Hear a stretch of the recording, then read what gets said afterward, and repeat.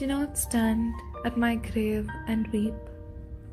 I am not there, I do not sleep. I am 1,000 winds that blow. I am the diamond glints on snow. I am the sunlight on ripened grain. I am the gentle autumn rain. When you awaken in the morning's hush, I am the swift, uplifting rush of quiet birds in circles of light. I am the soft stars that shine at night.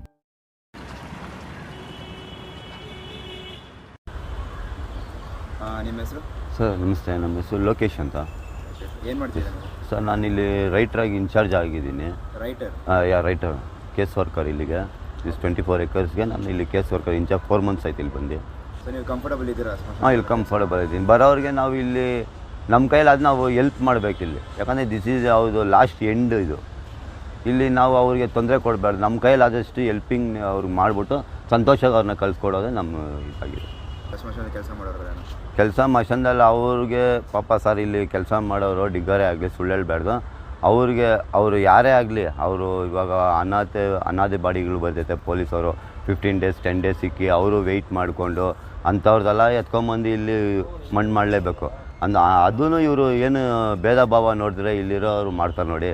ನಾವು ಅದಕ್ಕೆ appreciate ಮಾಡಬೇಕು ಅವ್ರಿಗೆ. ಯಾಕಂದರೆ ಅವ್ರು ಏನು smell ಇರಲಿ ಏನೇ ಇರಲಿ ಅವ್ರು ಅದೆಲ್ಲ ನೋಡೋಲ್ಲ. ನಮ್ಮ ಕೆಲಸ ಏನು, ಸಾವು ಬಂದೇ ನಾವು ಹೆಣನ ಊತ ಹಾಕ್ಬೇಕು, ನಮ್ಮ ಕೆಲಸ ಅದನ್ನ ಮಾಡ್ತೀವಿ. The ones entrusted with the duty of carrying out the last rites of the fallen ones. These individuals whose days go by burying the past, who they've never met, not even a smile. Only question that pops in their head is, why should I have to do it? Why should I be the one responsible for their final moments in this world filled with their loved ones? Why should I be the one? But if you come to think of it, who else is willing to take up such a responsibility of working in such a hostile environment, where the nights are scary and mornings are gloomy, with no one to speak to, no one to cry to? They truly are the forgotten ones. In a world that's constantly moving forward, there is a group of individuals that often get overwhelmed and left behind, making their stories untold and their voices unheard. Meet the forgotten ones, a generation that built a foundation upon a society which stands today. But as time flies, the sacrifices made have been forgotten, and for repayment of their life, they are rewarded not with love, care and appreciation, but neglect, ignorance and mistreatment from a society. Nowadays, people have started to view whole people as burden. Kerala and West Bengal, for instance, there is a growing population of the elderly who live alone as children migrate for better opportunities. As seen in these two graphs, the mistreatment of the elders has gradually been increasing as the year passed, even peaking during the COVID-19 pandemic.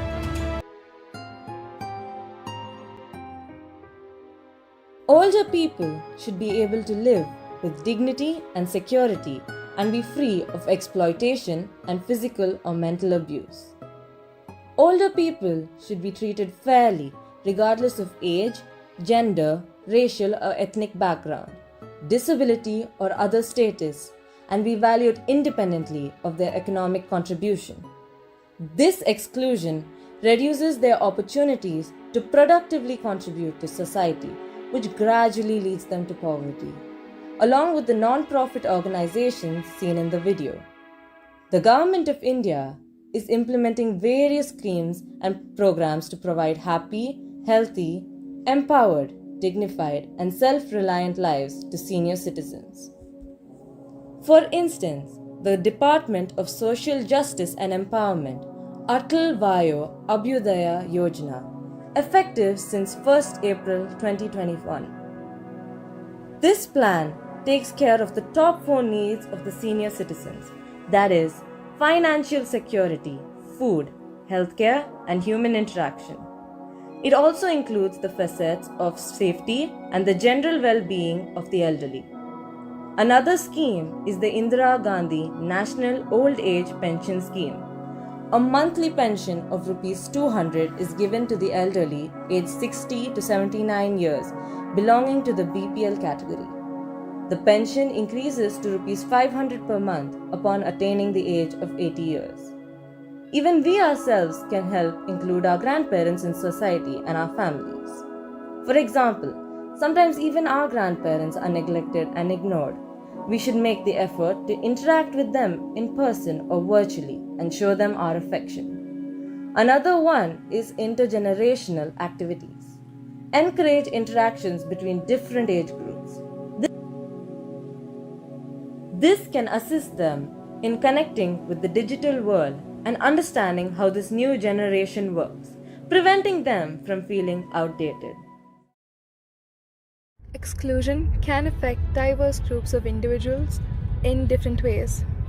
Some other communities that experience exclusion include children, divorcees, racial and religious minorities, LGBTQ+ community, indigenous and tribal people, refugees and migrants.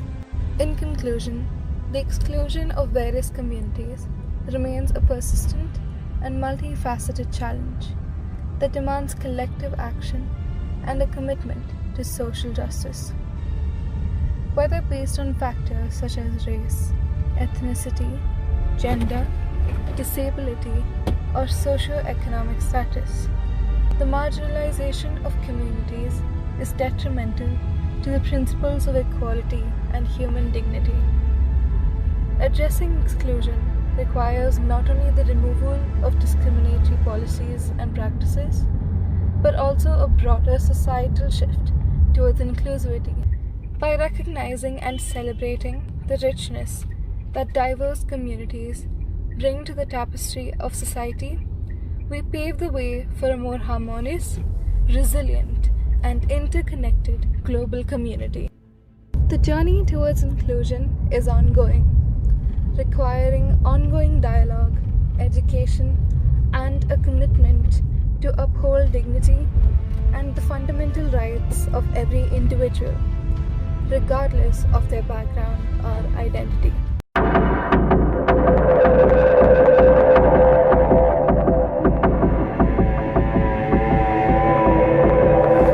To dramatize this blatant injustice, we hear about the inclusion of everyone in our society, be it the uneducated, disabled, or even those of different race and color. And one could even say that we have started to get over the societal stigma with respect to these groups. But we have to accept that there are still many, many more who are still affected by this brutal seclusion and have not been provided with the necessary care or support to bring them out of this difficult situation. And that is exactly what this is about. We talk about one such group, criminals. In India, around 445 people out of 100,000 commit crimes. This may seem like a small number, but in reality, this amounts to about 62 lakhs of people committing crimes. The most common here being theft, followed by robbery and assault. According to the UN, the homicide rate has remained at a peak of 5.46 per 100,000 and has remained virtually unchanged. This is much higher than most countries in Asia and Europe. In 2021, more than 6 million FIRs were filed for crimes under the Criminal Code and the special and local laws in India. This is a staggering amount of people who have committed crimes. The result is that there is a large number of people with a criminal background who are part of our society. But let me ask you a question. What if you were an employer and two people came in for an interview? One with many qualifications but with a criminal background, and the other with no such criminal background but with not as many qualifications.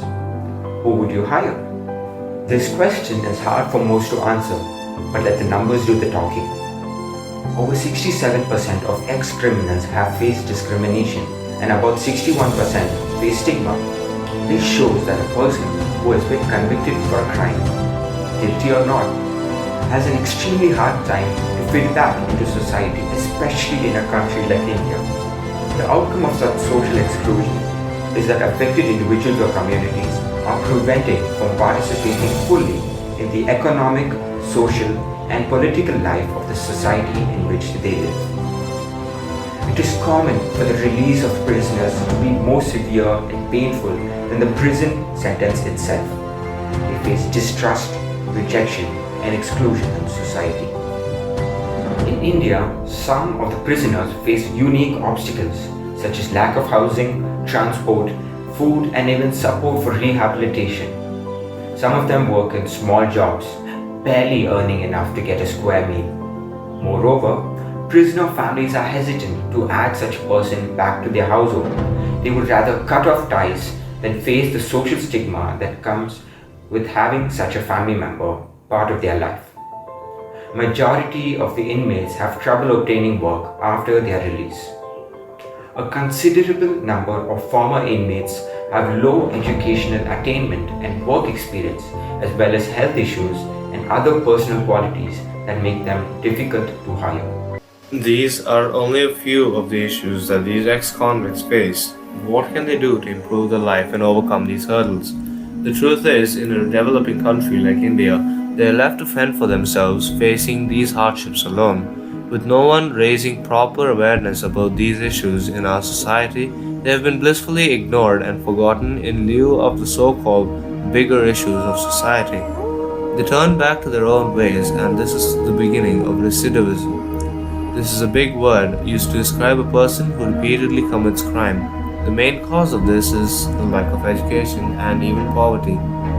If we talk about those with a formal education but who have a criminal record, they are immediately disqualified by many companies in obtaining a job. This leaves them unemployed without a proper way for them to rejoin society. Many companies precariously do a background check of all their employees as well as those who they are about to hire. Samir Walia, the managing director at the Smart Cube, a company that does background checks for their clients, says, "Our country's judicial system, as well as laws and order machinery, can easily be manipulated for the right incentive. We will not take action by ourselves unless there is some evidence of wrongdoing, as anything would be very unfair to the employee." This raises the question, what about those who are wrongfully convicted yet still face the social stigma that comes with crime?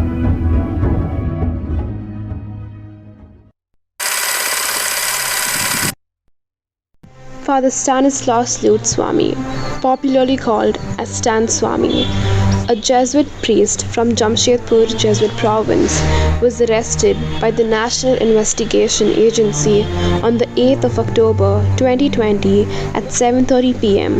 under the Unlawful Activities Act. We have come across several cases recently about the riots in northeastern part of India, and many do not know its actual cause. Hi, I'm Raiden, and this is The Suppressed and Unknown, the Northeast.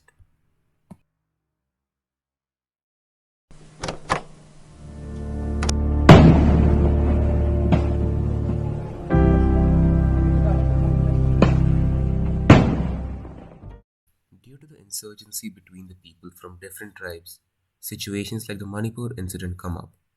A total of 209 insurgency-related incidents had taken place in 2021, and it came down to 158 in 2022. From 2014 to 2022, a total of 587 extremists got killed in counter-insurgency operations, while 10,107 extremists were arrested by the security forces, and 128 security personnel have lost their lives during the period. I was just with 3 years of service and I was about 24 and a half, 25.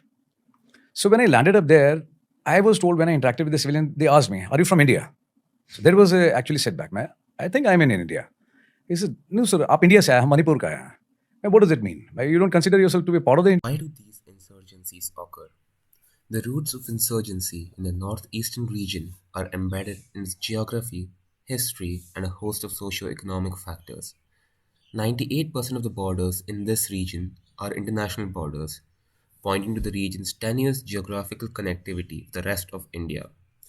While the population share of the region at around 3.9 crores is a mere 3% of the national population, its rate of growth has exceeded 200% between 1951 and 2001, generating great stress on livelihoods, adding to land fragmentation. Nominally, tribes constitute 27% of the population of the entire region, minus Assam. Percentages, however, do not adequately reflect on the extensive diversity in the tribal population of the region. Are not only a serious concern for the authorities in Delhi and Dispur, but have also raised some questions to the academic circle because these movements have not always remained democratic in spirit. Some indigenous organizations, at least a section of it, have claimed that only the members of an indigenous community have civil and political rights. They thereby tend to reduce the non indigenous to persona non grata and thus legitimize denial of democratic rights to and violent atrocities on these people, leading to a process of ethnic cleansing. These movements have been interwoven with the violent ethnic conflict in the district of Karbi Anglong and North Kachar Hills. The recent ethnic conflicts between the Hamars, Dimasas, Karbis, and Kukis, and Kasis, and the growing tension between the various other communities have attracted attention all over the world. The rise of armed militant organization is another important phenomenon that has been manifested in these movements. Several militant organizations representing their community have raised their heads. Parties involved in the conflict. Broadly, the parties involved in the conflict may be identified as follows: 1. Government of India, Indian Army, Indian Central Paramilitary Forces. 2. Northeastern state governments, including Assam, Manipur, Meghalaya, Mizoram, Nagaland, and Tripura. State police and special forces play some part in counter-insurgency fighting, but it's national forces that mostly engage with the rebellious groups. What are the ways by which we can solve this issue of racism, minority syndrome, and identity politics to make the Northeast a place of utmost diversity with extremely rich culture? These issues cause loss of lives, economic downfall for the country, and even spread minor threats to tourists due to terrorism. These can be solved by a thorough investigation on terror tribes, the neighboring countries and their forces, along with the suspicious activity. High measures should be taken to safeguard these minorities, and peace treaties should be followed by the state and central government. Promises should be kept to preserve their heritage and culture, as such diversity is what makes India what it is today. They should be allowed a chance to change and grow so as to help the country economically. They can serve to be highly skilled labor and even highly educated working class people, and many can join the army to serve our country, maybe in return for better salaries and pensions, so that they can come out of those toxic environments to change for the better, for themselves and for their families.